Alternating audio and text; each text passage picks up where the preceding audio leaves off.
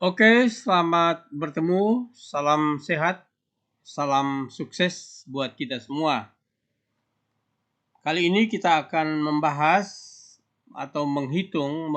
bagaimana cara menghitung impedansi RLC atau RCL yang dihubungkan secara seri. Saya ulangi, kita menghitung impedansi RCL seri. Sebagaimana kita sudah tahu bahwa impedansi itu sebenarnya sama dengan tekanan total. Namun impedansi merupakan tahanan total di mana di dalamnya ada elemen-elemen reaktansi seperti XC atau XL. Impedansi seri seperti ini, seperti gambar yang kita paparkan ini, yang kita lihat ini, ada satu buah tahanan R, nilainya 100 ohm. Kemudian satu buah kapasitor atau kondensator dengan nilai 100 mikrofarad. Kemudian ada induktor atau kumparan dengan nilai 500 milihenry. Nah, tiga buah komponen ini dihubungkan secara seri. Kita akan menghitung beberapa hal, tapi terutama kita menghitung impedansinya. Ya, impedansinya untuk rangkaian RLC seri ini. Namun sebelum kita menghitung impedansi, beberapa hal yang perlu dijelaskan di sini. Saya ulangi sekali lagi bahwa karakteristik R itu adalah sebagai penahan arus atau pembatas arus saja. Kemudian karakteristik utama dari kondensator itu memblok arus DC dan meneruskan AC. Itu yang pertama. Yang kedua, antara arus dan tegangan AC yang melewati C ini arusnya mendahului 90 derajat dibandingkan dengan tegangan. Kemudian karakteristik yang kedua untuk induktor. Induktor ini kalau dihubungkan dengan tegangan DC dia menjadi hubung singkat. Itu utamanya. Kemudian yang berikut, kalau dihubungkan dengan tegangan AC seperti ini, ada perbedaan fase antara arus dan tegangan. Jadi kalau di R ini arus dan tegangannya sefasa, di C ini arus dan tegangannya berbeda, yaitu tegangannya mendahului. Kalau di C arusnya mendahului, di L tegangannya mendahului 90 derajat. Kalau digambarkan dalam bentuk vektor seperti ini. Ya. Jadi kalau untuk R arus dan tegangannya sefasa, jadi dia dapat digambarkan secara positif, arah anak panahnya ke sana, ke kanan. Kemudian titik nolnya di sini. Lalu XC-nya arahnya ke bawah. Kenapa arahnya ke bawah? Karena XC itu berbanding terbalik dengan arus. Ya, kalau arusnya tadi mendahului 90 derajat, maka maka XC-nya arahnya ke bawah. Ya. Kemudian untuk L, kalau L, XL-nya ke atas, padahal arus untuk XL itu tertinggal 90 derajat. Jadi tegangannya sudah misalkan 90 derajat, arusnya masih 0 kalau untuk XL. Ya, untuk arusnya untuk L, untuk yang mengalir pada L ini. Sehingga gambar vektor diagramnya seperti ini. XC-nya ke bawah, XL-nya ke atas, kemudian R-nya ke kanan. Jadi kalau dicarikan setnya adalah selisih antara XL dan XC. Jadi XC-nya misalkan ke bawah sepanjang setengah senti misalnya, atau 1 senti misalnya, maka untuk mengurangi XL-nya dipindahkan ke atas ini. Sehingga XL-nya jadi berkurang, ya, berkurang 1,5 senti misalnya. Ya, atau ya 1 senti lah misalnya. Lalu titik ini adalah sama dengan titik besarnya R. Jadi R-nya dipindahkan ke sini, kemudian XL yang sisa ini dipindahkan ke kanan, lalu diagonal dari segi 4 ini menjadi setnya. Itu dah. Itu dalam penggambaran vektornya seperti itu. Nah, gambar vektor ini bisa saja digambarkan secara matematis. Jadi misalkan kalau X C-nya misalkan hanya 30, di mana 1 senti itu misalkan diskalakan misalkan 10, maka ini menjadi 3 senti misalnya. Karena ada 30 misalnya.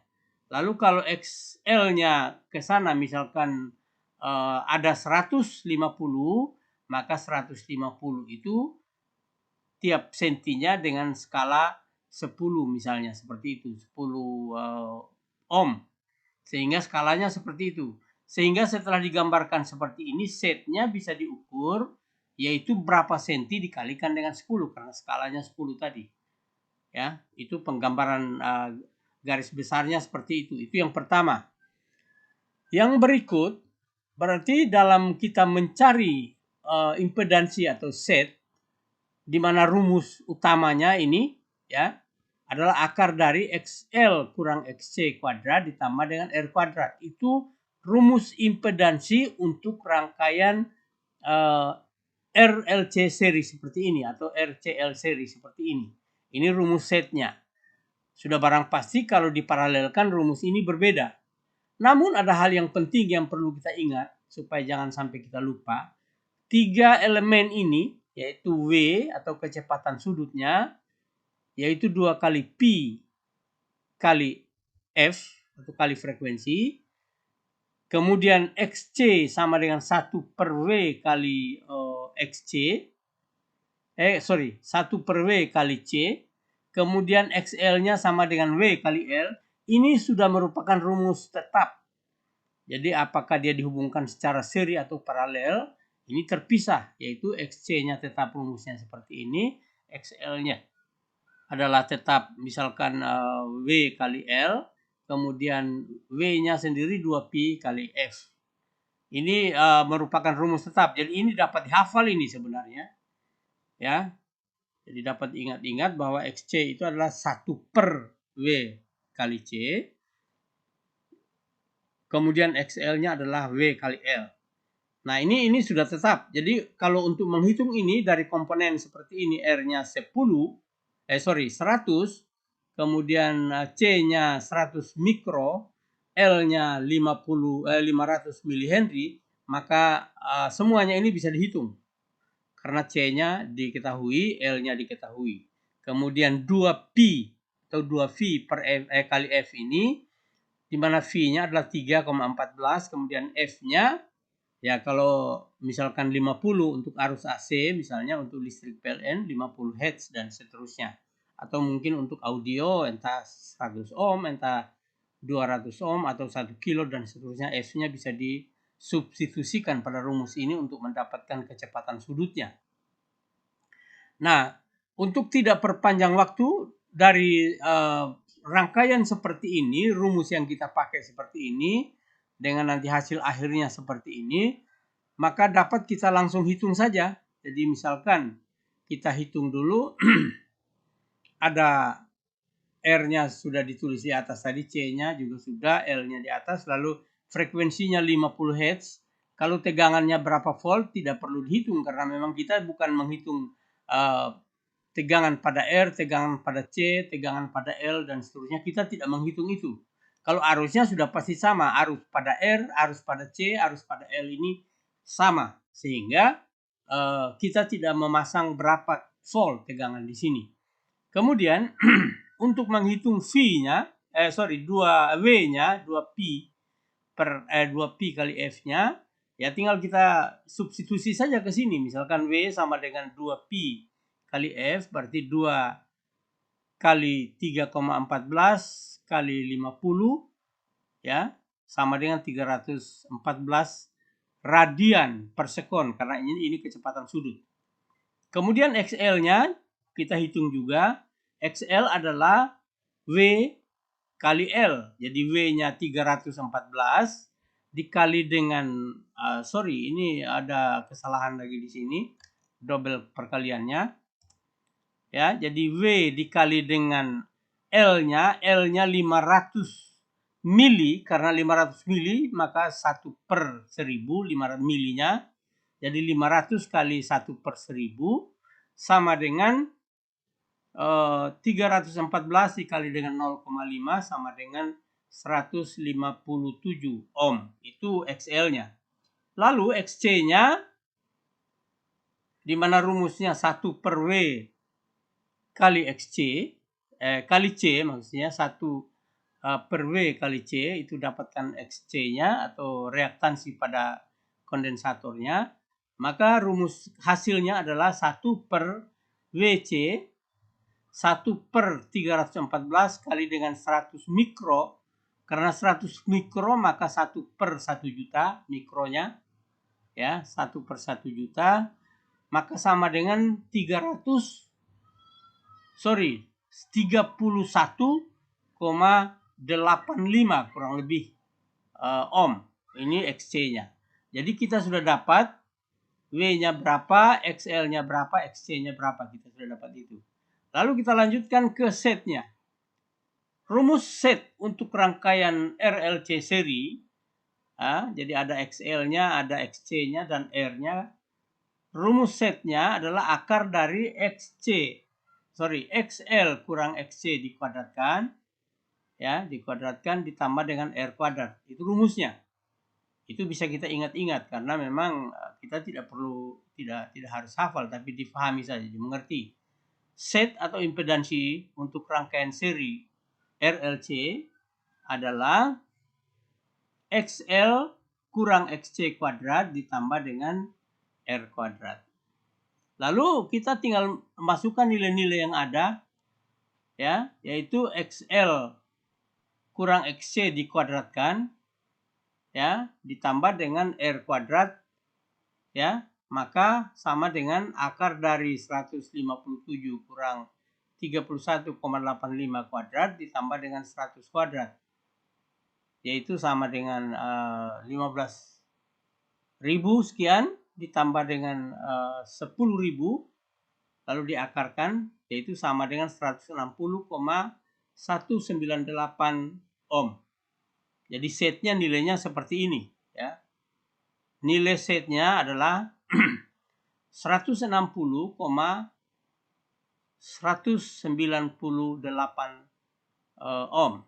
Itu nilai impedansinya. Lalu selain kita menghitung nilai impedansi pada tema atau topik ini, kita juga menghitung sudut. Ya, menghitung sudut yang tadi kita sudah gambarkan seperti ini. Ya, karena R-nya sudah digambarkan secara vektor ke sana, kemudian XC-nya ke bawah, XL-nya ke atas, lalu setnya adalah selisih antara XL karena XL kurang XC dengan R-nya, maka sudut antara set dan R ini adalah sudut yang lebih besar, ya, lebih besar, ini lebih kecil, ini 90 derajat. Kemudian sudut antara XL dan setnya adalah sudut yang lebih kecil, di mana dua-dua sudut ini, ya, dua-dua sudut ini dijumlahkan adalah 90 derajat juga. Jadi jumlah sudut dalam satu segitiga itu dalilnya adalah 180 derajat. Itu kalau kita belajar ilmu ukurnya seperti itu. Nah, kenapa ini menjadi penting? Karena kita mencari sudut ini. Berapa sudutnya ini? Ya, karena bisa saja sudutnya misalkan kalau XL-nya lebih pendek misalnya, R-nya panjang, maka sudut yang lebih besar itu adanya di antara XL dengan set. Sehingga sudut ini penting dalam perhitungannya. Nah, dalam perhitungan sudut ini itu ada rumusnya, di mana sudutnya adalah arkes tangen. Ya, arkes tangen dari sudut itu. Kalau arkes tangen dengan tangen, arkes tangen adalah kebalikan dari tangen. Kalau tangennya misalkan 1, maka sudutnya adalah misalkan 45 derajat karena tangen 45 derajat itu adalah 1. Jadi sudutnya adalah arkes dari tangen. Tangennya adalah XL kurang XC per R. Nah, XL kurang XC per R ini adalah tangen. Ya, tangen jadi XL kurang XC yaitu 157 kurang 31,85 dibagi dengan R, maka hasilnya adalah 1,25 sekian. Itu tangennya. Berarti untuk arkes tangennya tinggal kita carikan arkesnya saja. Arkes ini satuannya sebenarnya cara menghitungnya kalau kita hitung dalam Excel tinggal kita cari saja atan di mana sama dengan atan, lalu dalam kurungnya ada tangennya berapa, lalu hasilnya nanti itu adalah merupakan radian. Ya, jadi radian. Jadi arkes tangen itu sebenarnya bukan langsung derajatnya, tapi derajat dalam bentuk derajat radian atau derajat listrik. Nah, derajat listrik ini kalau kita rubah menjadi derajat busur, maka kita tulis sama dengan degree dari derajat busur itu. Jadi degree dari 0,89 sekian adalah sama dengan 51,37 derajat. Itu berarti sudutnya besar. Kenapa? Karena lebih dari 45. Nah, itu untuk mendapatkan 51 ini tadi adalah arkes, adalah tangennya, dicari tangennya dulu, lalu diarkeskan, lalu arkesnya didegreekan atau diderajatkan. Itu dalam Excel-nya begitu. Tapi dalam kalkulator biasanya langsung keluar derajatnya. Nah, derajat yang mana ini? Derajat yang sudut besar ini tadi. Jadi antara R dan Z, ya. Makanya ini antara Z dan R. Ya, kemudian antara XL dan Z adalah yang kecilnya. Kenapa? Karena ini kecil sudutnya, lebih kecil daripada ini. Sehingga sudut antara Z dan XL-nya kita langsung saja 90 kurang 51 sekian. Maka hasilnya adalah 38,63 derajat. Ya, jadi hasilnya seperti itu. Jadi kita sudah mendapatkan sudutnya dengan penggambaran seperti ini, kita bisa gambarkan sendiri. Ya, sudutnya seperti ini, lalu dapat sudutnya, lalu Z-nya sekian. Karena tujuan kita untuk mencari Z atau impedansi ini, maka tujuan kita sudah tercapai. Jadi sekali lagi, inilah Z dan sudut fase antara R dan Z atau XL dan Z. Kenapa XL dan Z? Karena XL-nya yang lebih besar dibandingkan dengan XC. Kalau XC-nya lebih besar, ya berarti XC-nya berarti sudutnya ada di bawah sini, ya. Berarti Z-nya ada di bawah sini. Jadi itu pengembangan pemahaman atau pengetahuannya. Jadi demikian, dengan demikian kita sudah memperoleh impedansi RLC seri dan sekaligus beda fase atau sudut fase antara Z dan R atau antara Z dan XL atau XC. Saya kira itu isi materinya. Ya, mudah-mudahan video ini bisa berguna bagi siapa saja yang ingin belajar, khususnya untuk di bidang teknik listrik. Dan kalau ada misalkan ada pertanyaan, bisa bertanya langsung ke saya lewat WA 081246141444 atau download videonya atau buka YouTube dan masuk di channel saya Lukas Willa di dalam channel saya, lalu isi di kolom komentar pertanyaan apa yang menjadi masalah dalam belajar ini. Mudah-mudahan berguna. Saya harap semoga sukses. Selamat belajar.